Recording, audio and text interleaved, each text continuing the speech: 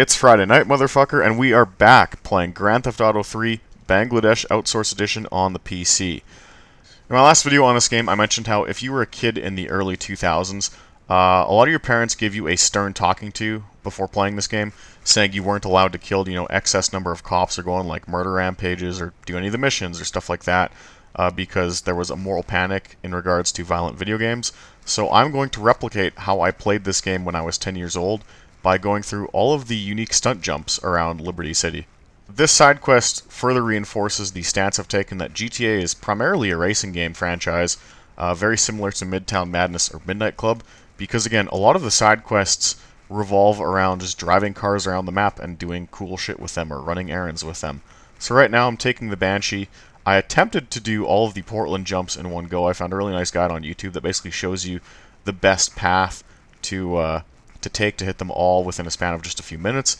But unfortunately, I do have to start making cuts because A, I'm not a speedrunner, and B, the vehicle physics in this game are really wonky. When you start catching air and hitting really big bumps, the suspension model is pretty primitive, and the car will just start bouncing around and like doing a bunch of flips. Coupled with the fact that a lot of the sports cars that you have to use to complete these jumps in this game are quite fragile, it's very, very easy to just blow the fuck up and ruin a run. I definitely enjoyed hitting all these jumps compared to doing the taxi missions earlier in the day. Like I said, I was a regular back in the Multi-Theft Auto days. I don't even remember my username, it was so long ago. And Multi-Theft Auto was basically the precursor to SAMP, which in turn was kind of the precursor to what we now know as GTA Online. And I can assure you, Multi-Theft Auto looked absolutely nothing like this. There were no PEDs that like spawned, around the map. There were no missions you could do. There was no traffic cars that would spawn in. It was really just an empty map, and when you signed on the server, you had a couple of cars scattered around the map, just parked, that you could jump in and drive, and you and your buddies from school just tried to make your own fun, which a lot of the times resulted in us just hitting jumps and, seeing who could fly the farthest. That was about it. I will say that also in doing these jumps, and just like messing around on the map and treating it like a car playground, similar to, again, Midtown Madness or Midnight Club, I've gotten to avoid a lot of just the general issues with this game, aside from this one where the barriers don't appear, but, their collision is still there. But, like, I don't have to deal with looking at the god-awful character designs because I'm not doing missions. I don't have to watch cutscenes. I don't have to look at a lot of the just really embarrassing spelling errors that have made their way into the game due to the outsourcing Grove Street Games relied upon for this release. The only issue I had to contend with during this stint of gameplay that I recorded was basically the frame rate. As other review sites have already noted, as other content creators have already noted, as I talked about in my last video, the frame rate is just really bad. I mean, I'm playing on a rig that was used to test games prior to release because I was part of a dev team at one point, so I was playing unoptimized shit all the time and it handled it no problem.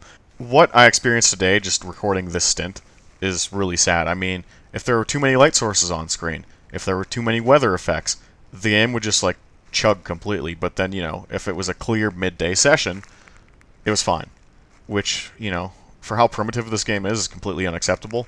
I mean, even with the upscaled textures and upscaled models, this game is not graphically intensive. It's GTA 3, at the end of the day.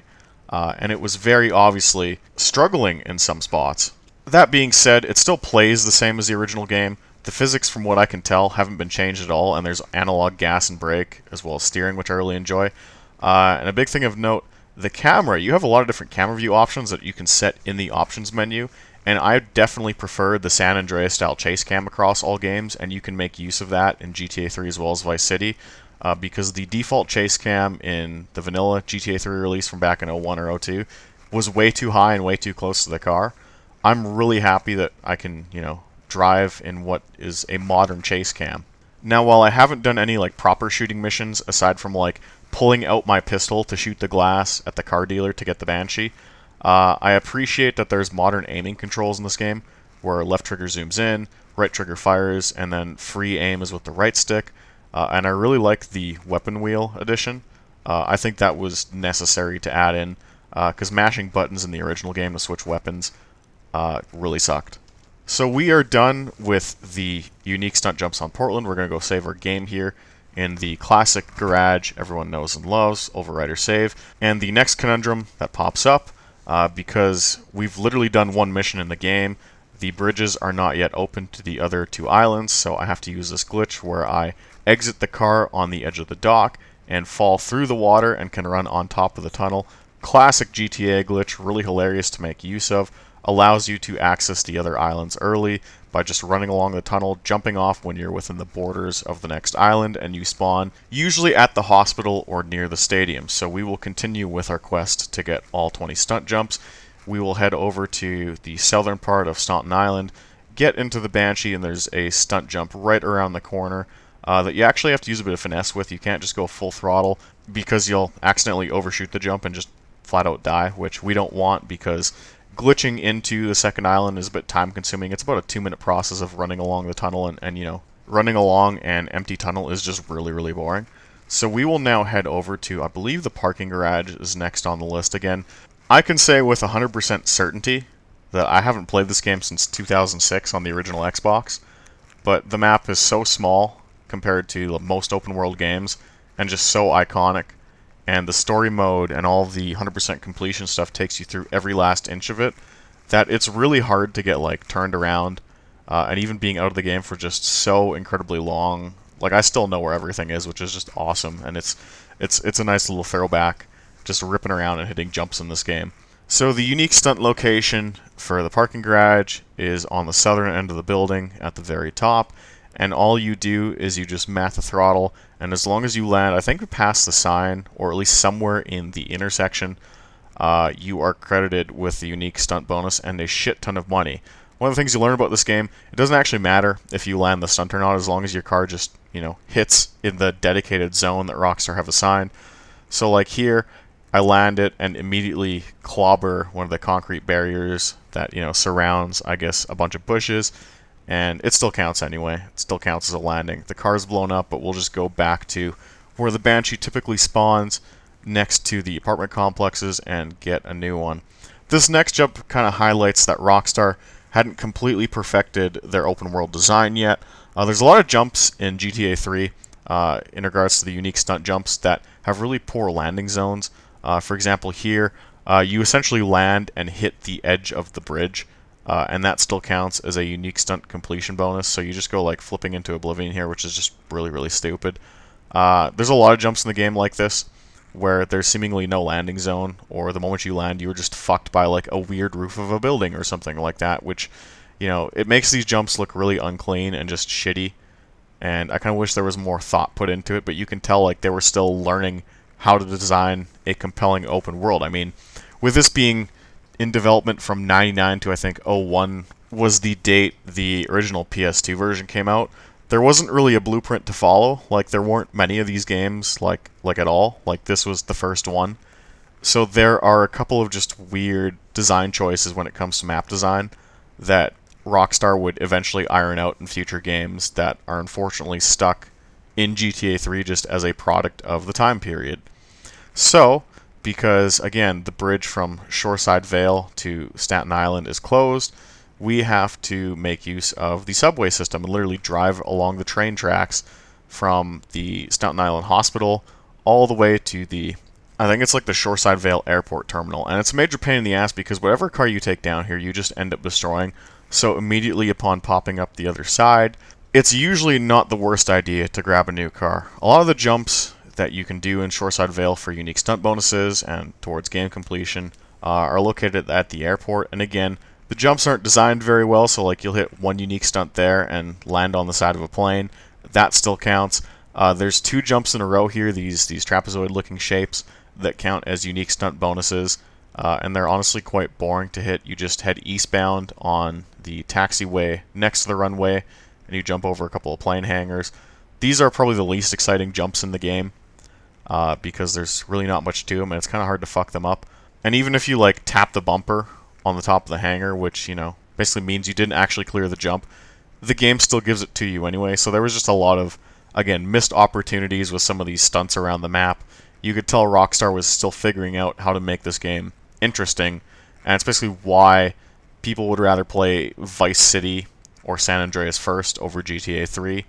Because there's a lot of stuff in GTA 3 where you could tell Rockstar was just like trying shit and like figuring out, okay, we have essentially created our own brand new unique genre, We have no idea what the fuck we're doing, so let's just try shit. Let's just put ramps at the airport. It doesn't even matter if they like lead to anywhere or they're exciting to hit. We just have to like try it and see if people like it, and then we'll refine it in the future games.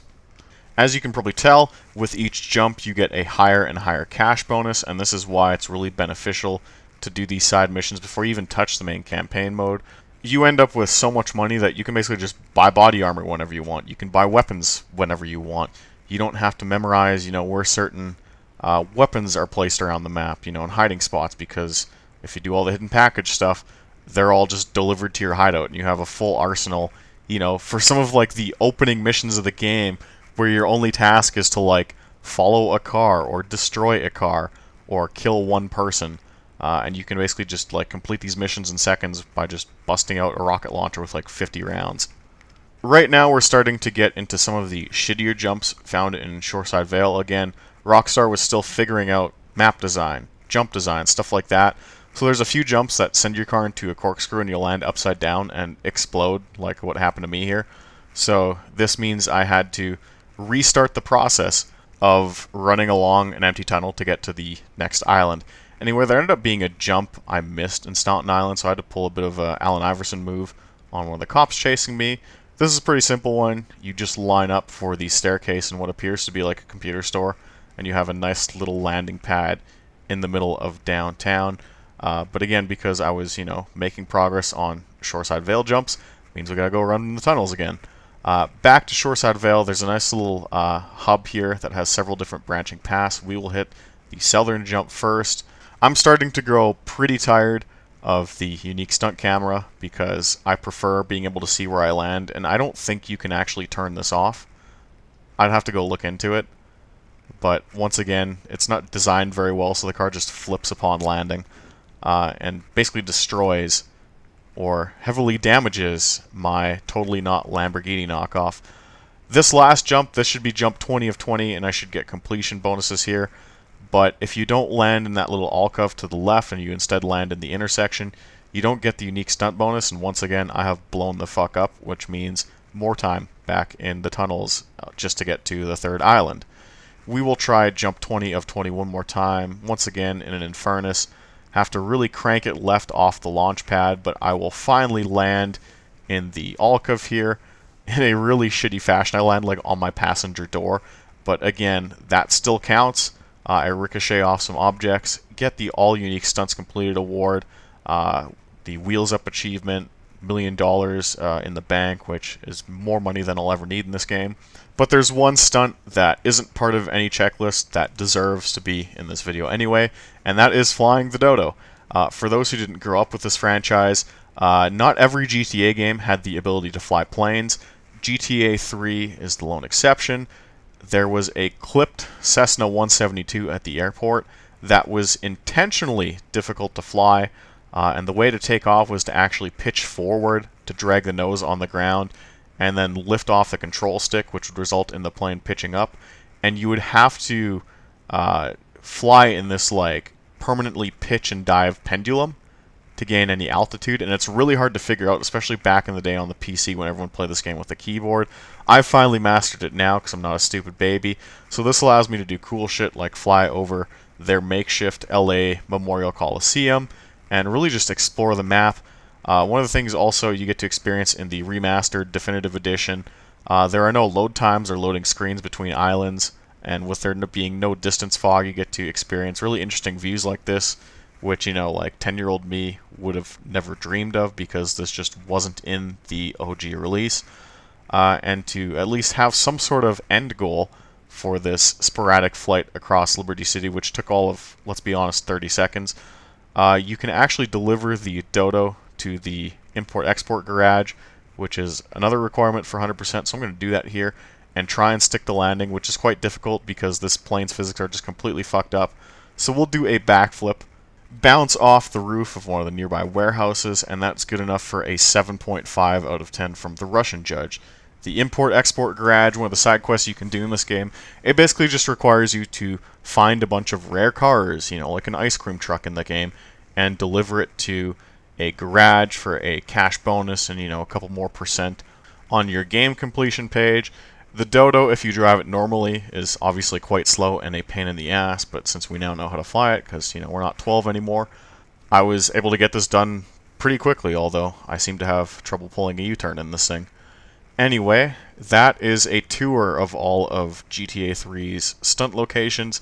I encourage you to actually go and look up unique stunt speedruns for this game, because some guys have actually managed to do all of these in one go in like 12 minutes or so without dying or crashing, which is really impressive. Go check those out.